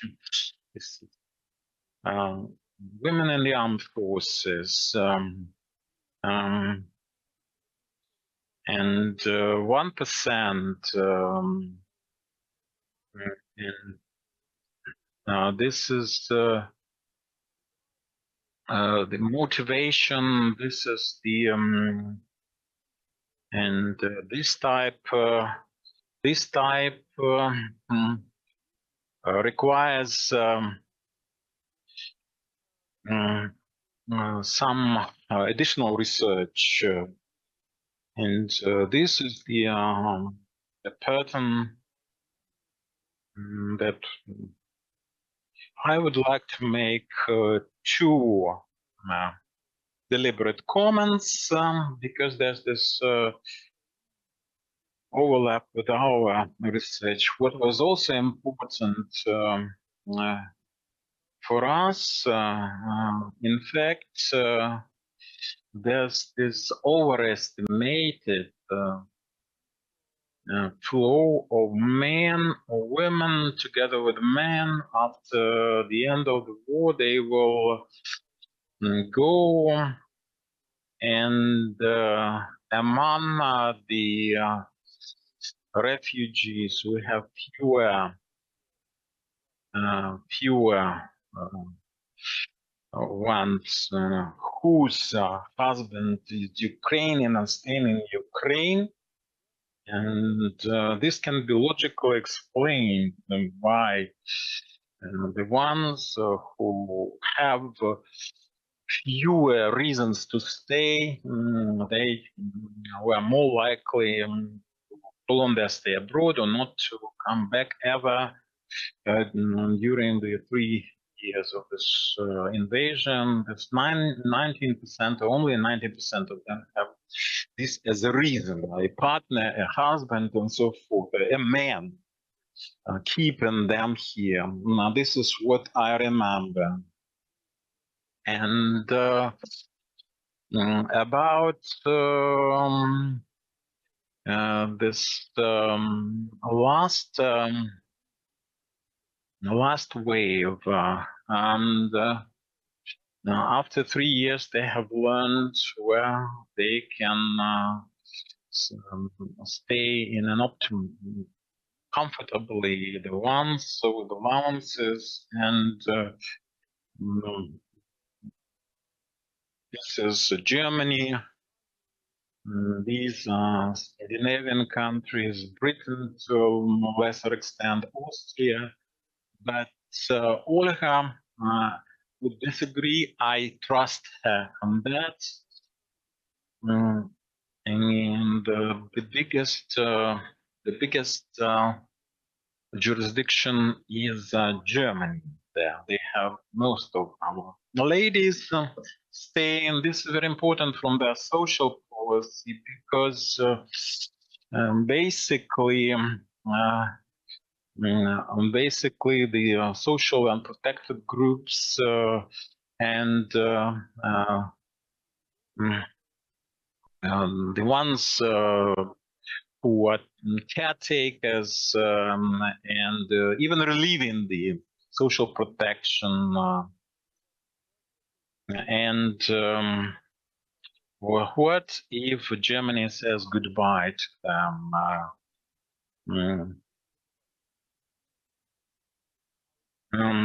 Yeah, well, the most this is about Ukrainians in Poland. This is a big concentration of Ukrainians in Poland who are working, holding jobs with a lower qualification, and Poland is well, I do not understand the math. They're using the calculus for IDP to gain the status if it is about somebody leaving the hostilities areas. The only explanation, these risks, and they. This is about, and this is the comeback, and they have to come back somewhere. Let's turn another page. It's about the women coming back, and the ones who would stay for 2 or 3 weeks. That was very conscientious. If you understand the well, 2 or 3 people going to Przemysl, then to Warsaw, Poland, and people, families consisting of 3 people, 25,000 hryvnias just to get there, to Germany, to Poland, and to make a start. So this is big money for the majority of people we are discussing here. They are financially incapable. So maybe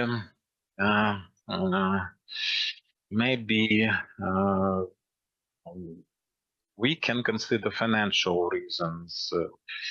The ones, the third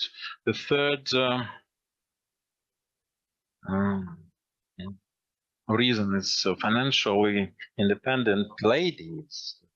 the third category. The 30 to 39, 6%, the category.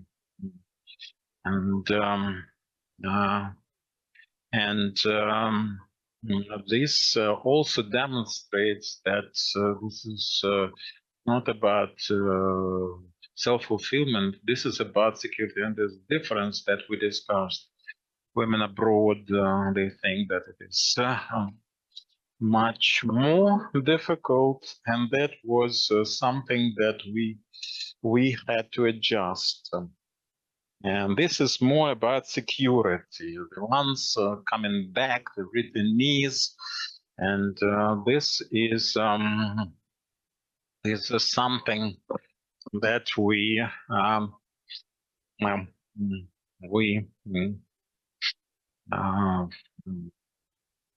come back to the graves of our late beloved family, elderly ones, because fewer youngsters come back. Let me add, using the remaining time, we have this group, this quasi-labor migrants. Well, and with the ready workplace awaiting them, they can come back. And now, Olena,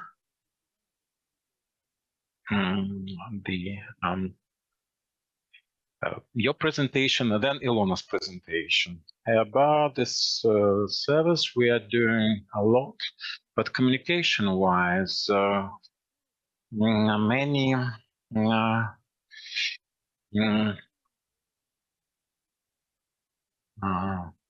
we have the historical leap. We knew that you lose your job, you go to the employment bureau, and you are paid for some period. And people could not be passive. I've been with the service since 2020.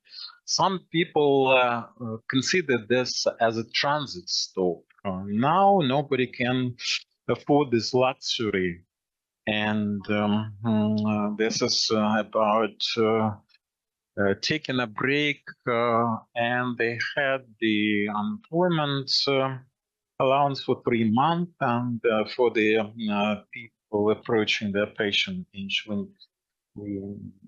eligibility, they used to be disregarded by the employers, but not anymore. Now it's changing. Now we're developing communication. We have professional communication, specialist. We are represented, and there's the mobile app, and the TikTok. We can also include, and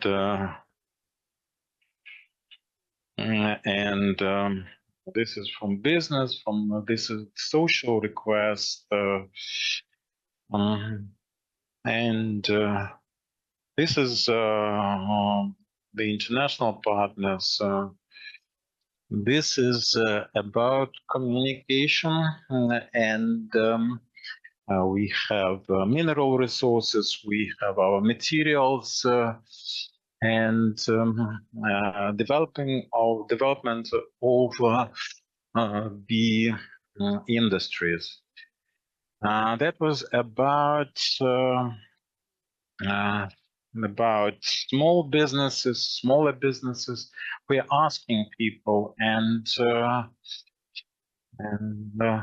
we can. Since 2022, we had 23,000 applications for grants, and in January about 20,000. And the individual entrepreneurs, business and economy is a system. and they are in we are discussing the grants. Yes, you protect your business plan, and this is not credits. This is not business loans. These are loans for this assistance that is with the paid salaries and the grantees obliged to create jobs. And if you work, you can help somebody else. For the compensation programs, you can take into account international practices, and we support our employers with our resources and compensate employment cost and contribute to the payroll. And in the society, we have this deficiency in the workforce, and they come back to people over 60 people with disabilities. Last year, in 2023, we had we had this headway, and we compensated for jobs assigned to people with disabilities, jobs reserved for them, and for the ones being demobilized and self-employed individual entrepreneurs with veteran status to continue their business activity or to start to become startups.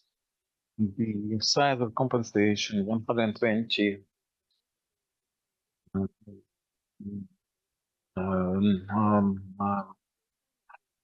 1900 received. A separate topic I would like to discuss using the remaining time. We have about 100 occupations when you can get additional qualification. This is for IDPs, businesses developing, and when people come back, they have to catch up. And business has to be states of the art. Operators of the systems, on production systems that have to use computerized equipment, and the equipment is changing, and we have some black boxes. We have some things that Odessa centers, and we are ready to see everyone for the Center of Education, vocational training. Now I'm ready for your questions. Thank you very much. Ilona, your presentation now. Thank you, Oksana. Thank you for drawing our attention to this paradigm, from being proud to our own, and our own, the sense of ownership, because it is my country, that's the choice. And I discussed looking into the skills, opportunities, social connections, and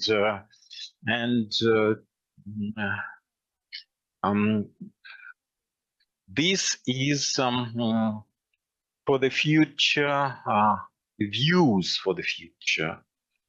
And my experience is in strategic planning. Strategic planning, you see, is about seeing something that unites our interests of everyone and for everybody to aspire in a very organic fashion for the biggest number of people imaginable. This is what I hear from you, and this is what I like to discuss in my presentation. Darina Morchak was referring to this very need to have the vision of the future. And this is something that we can see.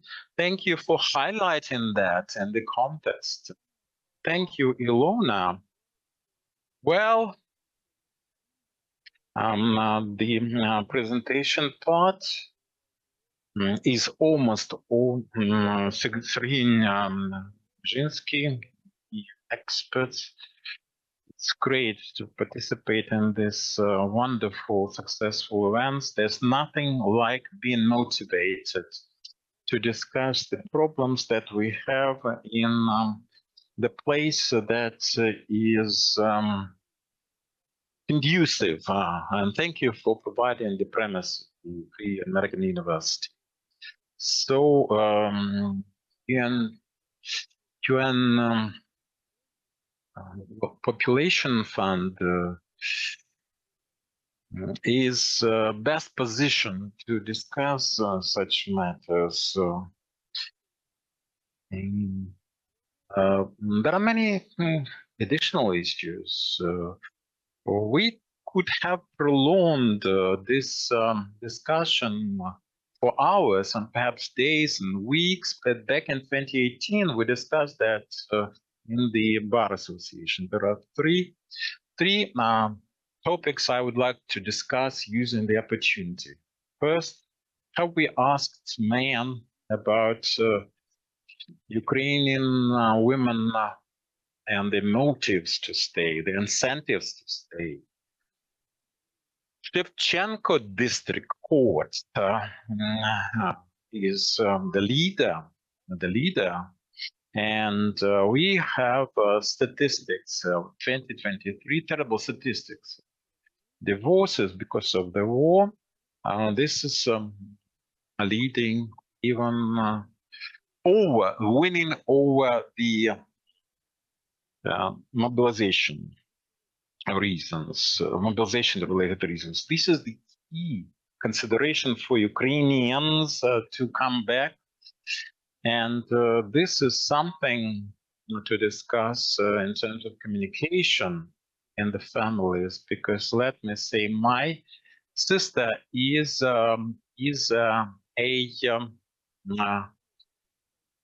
combatant, ex-combatant. The most important thing is that you have some place to come back to, somebody waiting for you there, and that includes the government. How can we discuss Ukrainians abroad, 400 people, and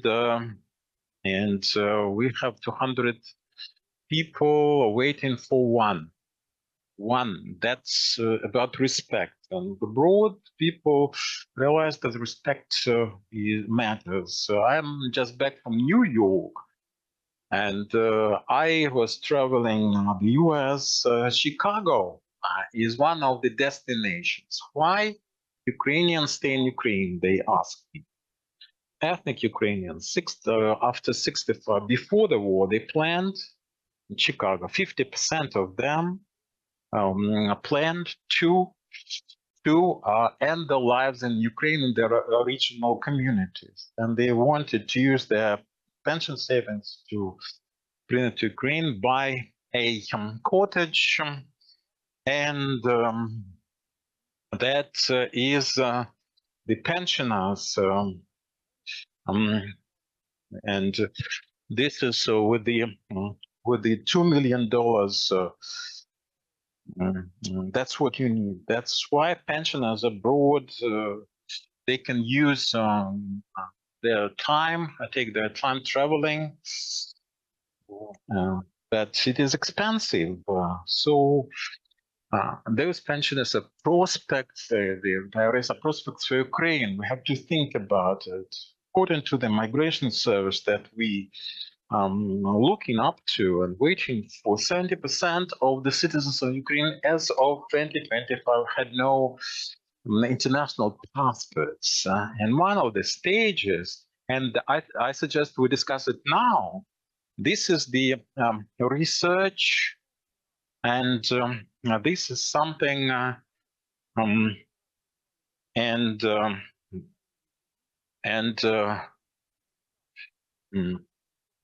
this is the handicap for employment. The Ireland and Austria stimulating Ukrainians to stay Austria. It's 1,200 euros for the proficiency in German after 1 year of stay. This is factor to conjure with, so to speak. This is very important. Gender, education, and the most important thing is for the principal criteria. And we have to understand the strategy to be translated into the action plan for us to discuss specific action. And we have to respect people abroad for them to feel the feedback, to detect that we care, and we can become the ambassadors abroad. Thank you very much. Thank you very much. And now back to our moderator for subsequent presentations. I understand that we have plenty of time for some refreshment.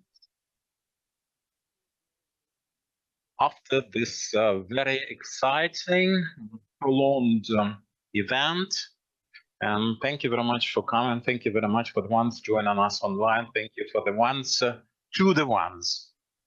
And have a nice and sunny day. And thank you very much.